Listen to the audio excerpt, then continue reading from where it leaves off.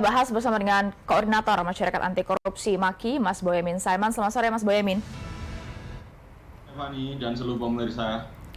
Ya, Mas Boyamin, sejak awal Rafael ditahan terkait dengan dugaan gratifikasi saat itu ya, 3 April lalu, Mas Boyamin sudah mendorong KPK untuk mengembangkan kasus ini ke tindak pidana pencucian uang karena ada indikasi ke sana. Nah, kemarin KPK sudah secara resmi menyatakan bahwa RAT juga sebagai tersangka kasus dugaan TPPU. Apakah menurut Mas Boyamin berarti ini sudah paripurna tindak pidana yang diancamkan kepada Rafael Alun? Artinya ini bisa menjadi benar-benar menjadi sapu bersih begitu harta dari Rafael, menelisik harta dari Rafael yang jumlahnya jumbo, Mas Boyamin. Ya, belum Stefani. Ini kan yang harus kita lebih waspada lagi terkait dengan Bitcoin. Gitu. Jadi ini sesuatu yang memang jadi surga bagi pelaku kejahatan untuk menyamarkan hartanya dengan cara memiliki Bitcoin, membeli Bitcoin. Nah, Bitcoin ini kenapa menjadi surga? Karena belum diakui sebagai alat tukar di negara kita gitu. Sehingga berlaku di luar dan bisa dibelanjakan di luar gitu. Bahkan dalam kurun waktu tertentu 5 tahun terakhir itu bahkan naiknya gila-gilaan gitu. Dulu harganya berapa, sekarang berapa, tapi meskipun tahun terakhir ini sempat menurun itu, tapi artinya maksud saya KPK saya tantang untuk melacak dari pencucian uang itu sampai level Bitcoin. Karena awal-awal yang terkait dengan 349 triliun yang terkait dengan dugaan di Kementerian Keuangan itu, saya juga melempar ke publik dan kepada Pak Mahfud juga untuk melacak Bitcoin. Jadi tidak hanya berhenti di TPPU terhadap yang sudah ditemukan oleh KPK, artinya dari harta yang jumbo hampir mungkin 500 M itu nanti kalau dilacak berapa itu bisa ketemu, itu kan transaksi sifatnya, bisa uangnya, bisa rumahnya, bisa mobilnya, bisa lahan-lahan kosong gitu, dan bisa saham, bisa polis asuransi, ini artinya konvensional gitu. Deposito dan lain sebagainya itu kan deposit box itu dilacak, itu kan kemarin sudah ketemu di angka puluhan miliar misalnya. Jadi masih satu lagi tugas KPK adalah melacak dugaan dimilikinya Bitcoin oleh tersangka Rafael. Stefani. Sebelumnya Anda menyebutkan kepemilikan tas mewah oleh istri Rafael ini menjadi indikasi dugaan TPPU. Berarti belum cukup juga ya bahwa KPK menyebutkan kami akan menelisik properti milik Rafael Alun yang ada di sejumlah daerah.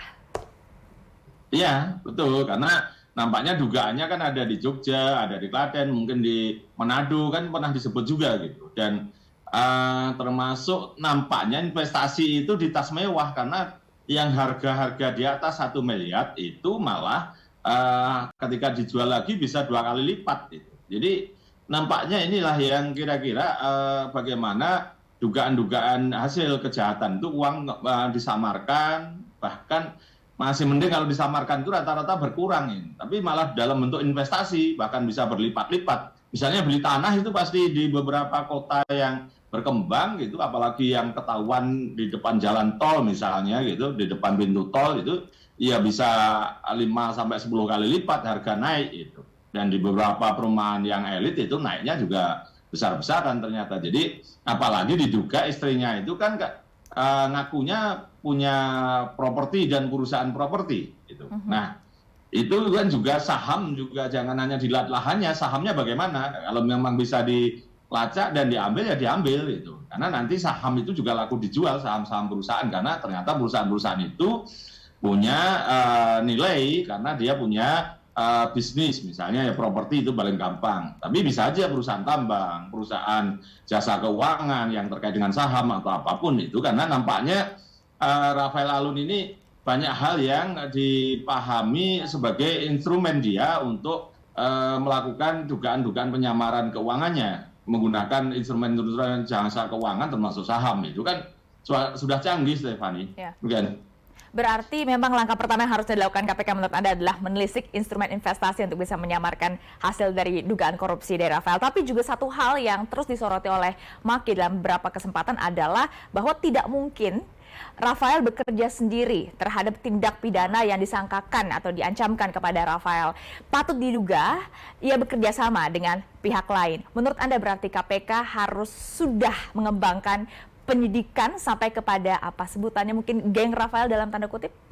Mas Boyamin? Iya, makanya tadi kamu bilang apa udah sampai puncaknya, ya belum. Itu pengembangan dari sisi hartanya, pelaku yang diduga bersama-sama atau minimal membantu, atau yang paling gampang itu perusahaan-perusahaan yang dibantu oleh Rafael dalam rangka menghindari kewajiban pajak maksimal. Karena rata-rata modusnya gini Stefani, perusahaan-perusahaan yang pertama untuk bisa diajak kong-kali-kong itu bahkan ada penawaran membayar 50% kewajiban. Misalnya 1 miliar ya hanya 500 juta. Baru nanti nego dugaan yang akan kickback-nya gitu, 10% atau 20%. Ini tidak menyebut pada posisi Rafael ya, saya tidak menuduh itu, tapi KPK harus melacak itu. Siapa-siapa perusahaan yang dilayani tanda kutip oleh Rafael.